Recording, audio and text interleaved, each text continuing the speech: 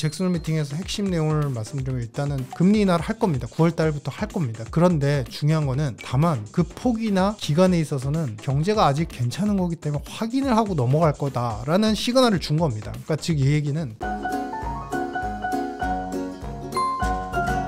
안녕하십니까. 태어난 김에 경제일주 유신익입니다.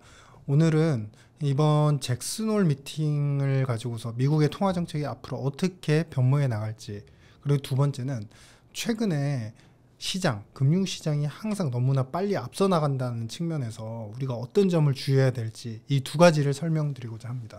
이번 잭슨홀 미팅에서 우선 금리 인하에 대한 신호가 명확히 나왔죠. 잭슨홀 미팅에서 나왔던 문구와 연설문의 내용들을 간단히 요약을 해드리겠습니다. 첫 번째는 일단은 아직은 과도기적 과정에 있지만 인플레이션이 목표인 2% 수준까지 완화가 되고 있는 국면에 있다. 그래서 앞으로 지난번처럼 다시 물가가 올라가는 위험성도 잔존을 하지만 이번에는 그렇게 쉽게 올라가지 않고 완만하게 내려갈 가능성이 있다. 그래서 인플레이션이 통제가 되고 있다는 점을 1차적으로 강조를 했습니다. 하지만 두 번째, 잠재된 변수라는 말씀을 드렸죠. 그러니까 즉 지금 매월 CPI, 미국의 CPI에서 발표되는 숫자를 보시면요, 교통 관련되는 그 운송 서비스 가격하고 주택 렌트비, 식품 가격, 요 세 가지 품목들이 더 이상은 떨어지지 않고 고정화되는, 약간 경직화되는 현상을 보이고 있습니다. 그래서 이 세 가지가 지금 미국 물가에서 가장 안 떨어지고 있는 이제 품목들인데요. 이 세 가지 품목을 이야기하면서 만약에 이 세 가지의 물가까지 떨어질 정도가 되면 미국 경제와 노동시장은 정말 힘들다는 것을 오히려 역으로 반증할 것이다. 이런 이제 멘트를 했습니다. 그리고서 뒤에 가서는 이제 최근에 노동시장이 이제 작년도부터 올해 이제 24년도 3월까지 거의 이제 한 1년여간의 고용 숫자가 거의 300여 건, 신규 고용이 300여 건 정도로 채용이 됐다라고 했는데, 그게 사실상 다시 재추산해 보니까 80만 명, 81만 명 정도 가량이 하향 조정이 됐죠. 그러니까 그만큼 과대 계상을 했다는 겁니다. 근데 그거를 갖다가 재조정을 했는데, 지금 최근에 이로 인해서 고용시장에 실업이라든지 아니면 구조적 리스크가 있다. 하지만 반면에 노동시장에 대한 위험성을 얘기하면서도 반대로 한편으로는 지금 최근에 실업이 느는 것은 고용의 공급, 노동시장의 공급이 늘어나기 때문이다. 즉 제가 일전에 얘기했던 최근에 백인이나 미국인 근로자들이 경제활동을 포기했다가 다시 이제 경제활동, 이제 취업을 하려고 노력하는 분들이 계시고, 두 번째는 이민자분들이 많이 유입이 되면서 경제활동 인구가 많아지면서 나타나는 과도기적인 현상이다라고 이야기를 하면서 경제는 아직도 견조하다, 이렇게 정리를 했습니다. 그래서 지금까지 내용을 이제 잭슨홀 미팅에서 핵심 내용을 말씀드리면, 일단은 핵심 포인트는 첫 번째는 인플레이션은 이제 2% 향해서 완만해지고 있기 때문에 잘 가고 있다. 두 번째는 그런데 노동시장이 약간 위험하기는 하지만 사실 이게 구조적 요인이라고 볼 수는 없기 때문에 아직도 미국 경제는 건재하다. 그러면서 이제 최종적인 이제 통화정책에 포커싱 두는 이야기를 합니다. 그런데 경제도 괜찮고 노동시장도 공급적 요인 때문에 실업이 올라가는 건 맞지만, 그럼에도 불구하고 결론적으로 노동시장의 어떤 위험성이나 불안정성이 나타날 수 있기 때문에 페드가 그동안 했던 것처럼 정부의 금융의 안정성, 경제의 안정성을 꾀하기 위해서 최대한 할 수 있는 노력을 최대한 하겠다라고 발표를 합니다. 그러면서 유동성에 대해서 특히나 강조를 하면서 유동성 상황이 안정적인 상황을 이어갈 수 있도록 만전을 기하겠다라고 표현을 했습니다. 자, 여기서 우리가 가져올 수 있는 핵심 드리븐 포인트, 그러니까 핵심 요소는 뭐냐면요. 첫 번째는 통화정책이 일단은 정부가 어떻게든 정책을 하는 것들, 그 다음에 정부의 금융 안정화, 그리고 페드의 어떤 의무, 이런 것들을 강조했다는 건 뭐냐면요, 이제 초점이 물가에서 실업이 많아지거나 노동시장이 위험해지는 불안정성 요소에 초점을 맞추기 시작했다는 겁니다. 그래서 거기서 금리 인하가 이제는 가시화될 거다라는 판단은, 그거는 명백합니다. 금리 인하를 할 겁니다. 9월 달부터 할 겁니다. 그런데 중요한 거는 그 전제를 깔았던 거 두 가지 요소가 있었잖아요. 바로 고용시장이 약간 불안하지만 이건 공급이 너무 많아서이고 경제 자체는 아직도 건재하다. 즉 이야기는 뭐냐면요, 금리 인하를 일단 미연에 구조적인 불안정성 때문에 미연에 금리 인하를 할 수는 있겠지만, 미연에 방지하기 위해서, 다만 그 폭이나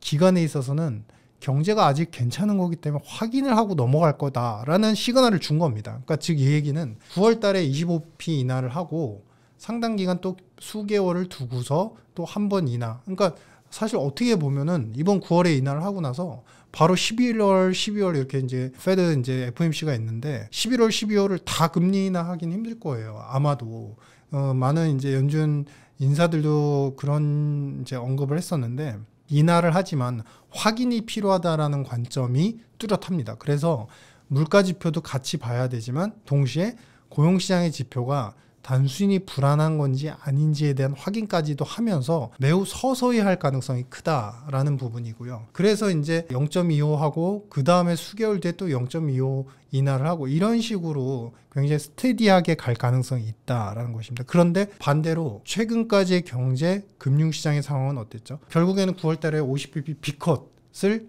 거의 기정사실화하기도 했고 최근에는 물론 이제 그 가능성을 좀 적게 평가는 하지만 사실 이제 8월의 고용 지표가 9월 6일쯤에 이제 발표가 되는데요. 고용이 또 안 좋게 나오면 버나우나 50bp 하지 않을까? 오히려 이제 기대를 갖고 있는 상황입니다. 근데 이 얘기는 제가 여러 이제 강연이나 방송에서도 그런 말씀을 드리는데 좀 과다하게 들뜬 아이의 마음과 같다라고 표현을 합니다. 그러니까 놀이동산에 들어가기 전에 아이는 모든 놀이동산에 있는 모든 놀이기구를 다 타려고 욕심을 갖지만 사실상 막상 도착해 보면 놀이기구를 타기 위해서는 줄을 서야 되고 그걸 타고 나면 또 지치니까 음료수도 마셔야 되고 시간이 상당히 지연이 되죠. 그러니까 즉 여러 가지 정책적으로도 그렇고 확인할 요소들을 다 고려해 보면 사실 금리 인하를 한번 하고서 꾸준히 계속 내리기는 힘든 여건이다라는 것입니다. 그리고 이제 결정적인 요소가 있는데요. 이번에 작년도에도 그랬고 재작년도에도 그랬고 파월 의장이 이제 잭슨 홀 미팅을 하기 전쯤에는 항상 중립금리라고 하는 미국의 중립금리 수준이 높아져 있고 그것에 대한 추정을 정확히 하여서 발표할 수 있다라고 언급을 해왔습니다. 근데 지금까지도 안 하고 있습니다. 이 중립금리를 사실 이제 2% 거의 지금은 이제 후반 정도로 보고 있는데 이 중립금리가 만약에 연준이 그리고 파월 의장이 직접적으로 예를 들어서 말씀을 드리자면 2.9입니다. 혹은 3입니다. 라고 표현을 하게 되면 어떤 일이 발생을 할까요? 이 중립금리가 높아진다는 것은요. 아주 쉽게 말씀드리면은 경제가 균형적인 상태에서 균형 상황에서도 물가 압력이 어느 정도 있기 때문에 중립금리, 균형적인 가장 평행한 금리 수준은 2%, 2.9%거나 3%입니다. 라고 선언하는 것과 동일해요. 즉 이 이야기는 뭐냐면 경제가 균형적인 상황에서도 어느 정도의 일정 수준 물가 압력이 항상 잔존을 하기 때문에 미국 경제는 기준금리로 봤을 때 한 3% 혹은 2.9%가 적당해요라고 말하는 것과 똑같다라는 겁니다. 그런데 이제 이것에 대해서 이번에 이제 연준 의장도 파월 의장도 그 전에는 이제 잭슨 홀 미팅을 하기 직전에는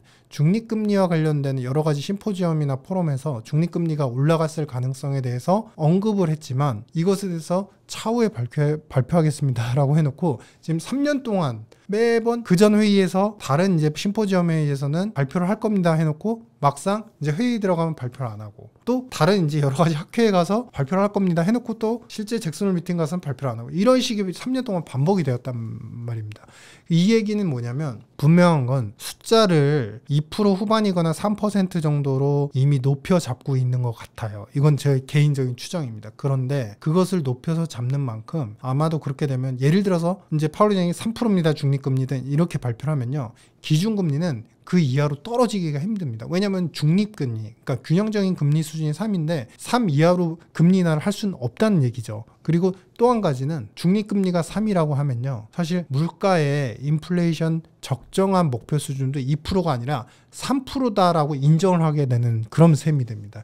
이 3% 물가도 이게 균형적인 수준일 수 있다라고 언급한 분은 바로 누구죠? 바로 트럼프 전 대통령입니다.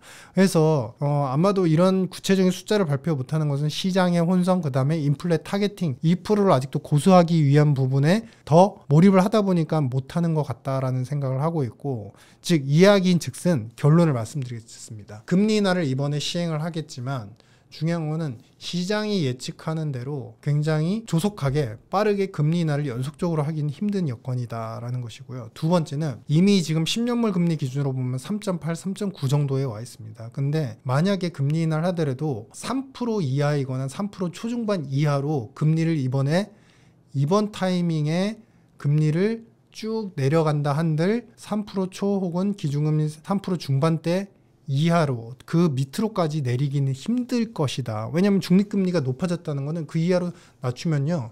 인플레가 또 다시 가속화된다는 얘기하고 동일한 얘기입니다. 그래서 금리 인하의 횟수나 그다음에 기간 이런 것들을 보면 점도표라고 하죠. 우리가 FOMC 이제 그 전망치에서 보면 장기적으로는 금리가 계속 내려갑니다라고 표현은 하지만요. 실질적으로 지금 경제 상황, 미국 경제 상황 여건이나 성장이 그래도 양호하게 다른 국가 대비 잘 이루어지는 그런 측면들, 그리고 차후에 내년도 초반에 이제 새로운 대통령이 미국 대선 이후에 대통령이 와서 이제 제가 추정하기로는 인프라 투자에만 최소 2조 달러 이상을 쓸 거라고 생각하는데, 그렇게 예산안 지출이 또 강화될 수 있다는 측면을 생각해 본다면요.